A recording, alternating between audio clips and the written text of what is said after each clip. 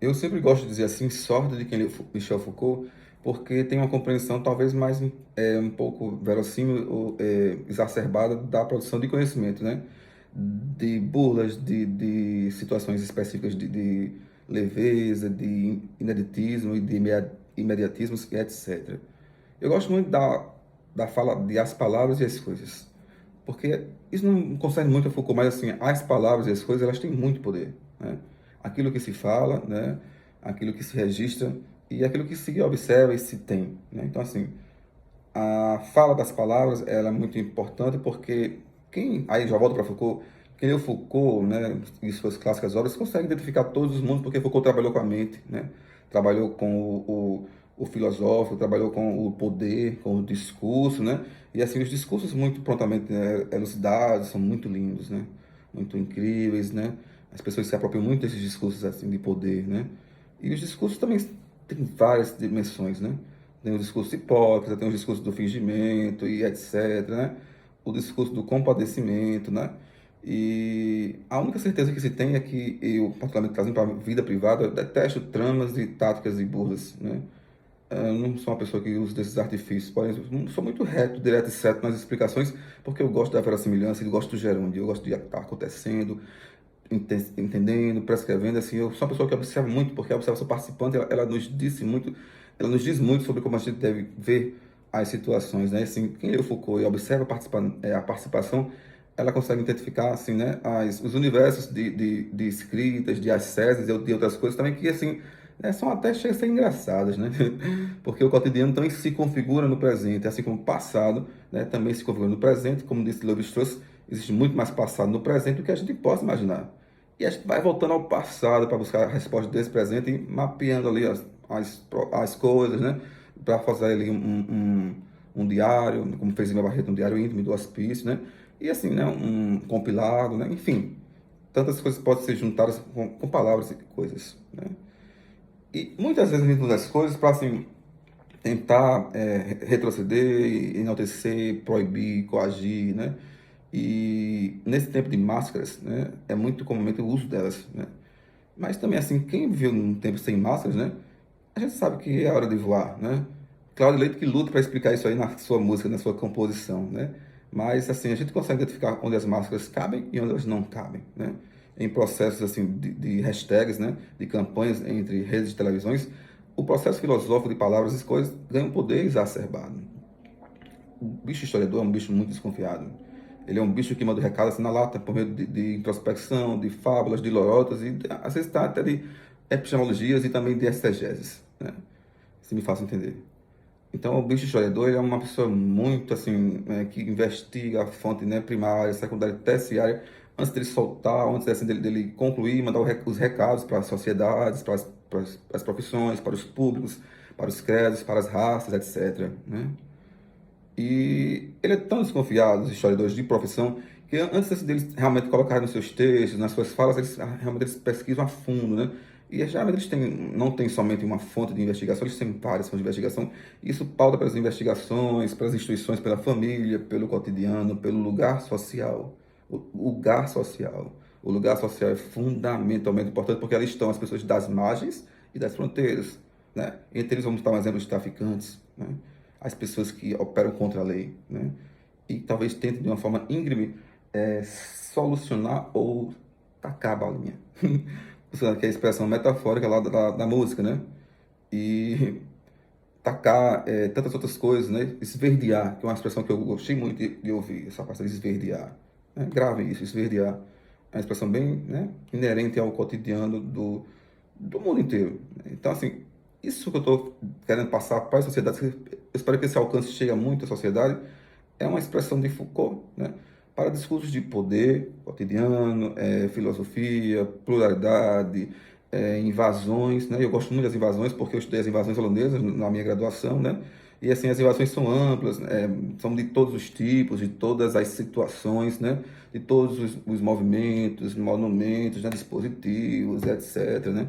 E e a história vai, né, acontecendo, o gerúndio acontecendo, fazendo, inovando, né, prescrevendo, né? E vai, né, se compilando, né? Se acrescentando, se colocando, né? Aonde? Nos arquivos, né? nas historicidades, né? Nos acervos, e assim. Então o historiador é aquele que guarda, né? As folhas, o papel, assim, as palavras, as coisas, né? E ele não gosta de jogar fora, não, né? E ele deixa assim de bobeira, de bobeirinha, porque o historiador é bem, né? Porque tem sempre a segunda via, a terceira, a quarta, a décima, né? Quantas forem precisas.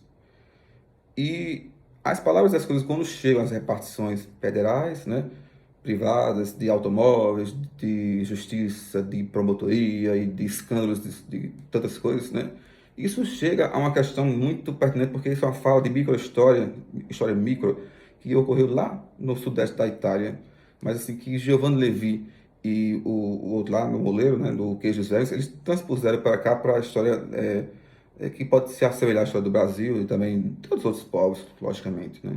Tudo pensando nas palavras e nas coisas, né? Isso é fundamentalmente importante. O filósofo, né, Foucault, que mexe com a história, que mexe com a memória, que mexe com o tempo, ele também se sentencia, né? Ele também se sentencia porque Walter Benjamin, que é um ensaísta do marxismo, ele diz assim que a história atribui glória, mas ela cobra, né? Ela cobra, ela diz os mitos, né? Ela faz assim a varredura dos mitos, dos personagens, pessoas que acham que estão no mundo de novela, interpretando situações e fatos, mas não estão na vida real, pública e cotidiana.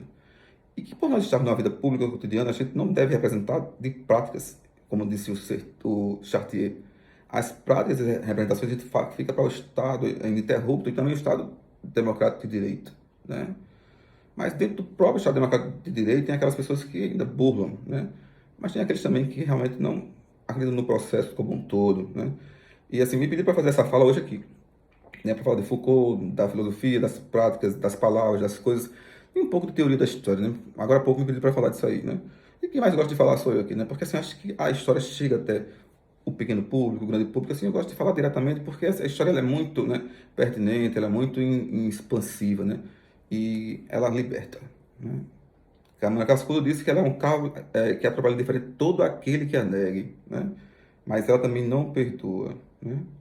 E o melhor exemplo de história social e de justiça, pensando também as palavras e as coisas, é a história de Cristo, né?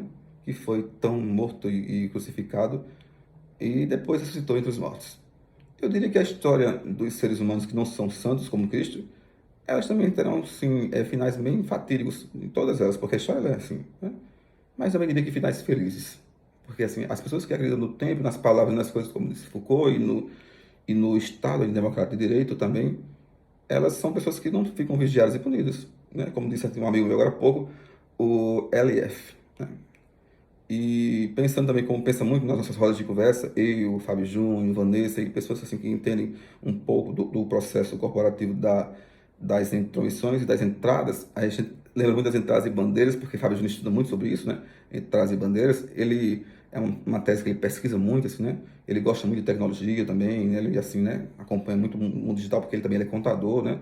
Ele tem uma tendência muito forte com a ligação, né, do campo, né, civil, público, e penal, né? Então, assim, a contabilidade que ele faz. Então, assim, é muita coisa assim que a gente debate, assim, a troca de ideias, a troca de experiências, né?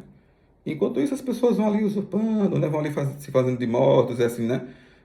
Um critério polido de prática social e de representação, como disse o Bourdieu, de símbolos e simbologias, ao ponto, né, de até ser indicado para o Oscar do teatro, ou também da televisão ou do filme, né? Isso compete mais aos Estados Unidos, porque essa discussão de palavras e coisas é bastante ampla, é bastante assim paradoxal, é bastante eminentemente não só história, mas também assim, né, do direito, né, e também da razão e do cosmos e da cruz despedaçada. Essa fala vai parecer meio troncha, porque é uma fala de filosofia, e a gente filosofa mesmo, né? Filosofia, filosofar. Mas, assim, o alcance populacional dela, ela é muito intensa, ela é muito veemente e gratuita, né? Porque aqui não combina com religiosidade nem com pena, né? Porque pena fica para galinha, né? Então, assim, a ironia socrática também faz parte do processo filosófico, né? E a maiútica também.